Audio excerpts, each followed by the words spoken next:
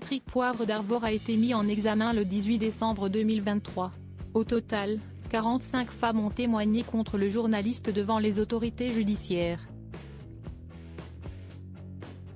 Elles sont nombreuses à avoir raconté des agressions très similaires. Le 18 décembre 2023, Patrick Poivre d'Arvor a été mis en examen, pour la première fois, dans le cadre de l'instruction sur les viols que dénonce Florence Porcel. Stéphanie Kayat, l'une des femmes à avoir porté plainte contre lui pour viol, recense pourtant bien plus de victimes potentielles alors qu'elle prend la parole dans les colonnes du magazine Elle. Stéphanie Kayat fait partie de la première vague de femmes à avoir pris la parole, il y a 3 ans. Elles étaient 22, leurs plaintes ont été classées sans suite parce que les faits sont prescrits. Au total, elles seraient 90 à avoir vécu la même chose, dont 45 à avoir témoigné devant les autorités judiciaires. Une enquête préliminaire est d'ailleurs en cours puisque plus d'une vingtaine de femmes ont encore témoigné. Beaucoup évoquent le fameux coup du plateau.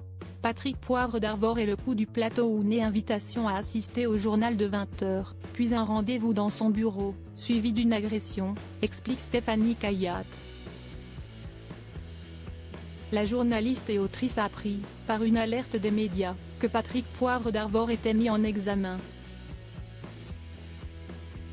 Nous qui nous battons depuis 3 ans et sommes devenus inséparables, nous nous sommes immédiatement appelés en FaceTime, souligne-t-elle.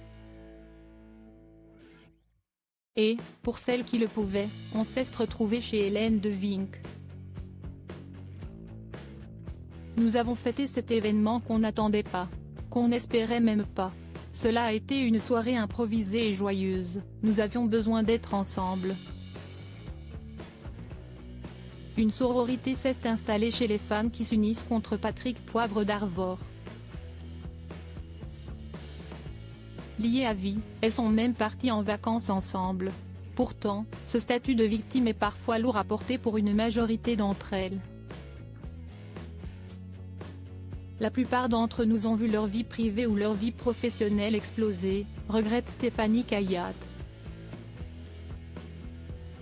Plusieurs ont divorcé dans le mois qui a suivi les plaintes, des couples se sont séparés.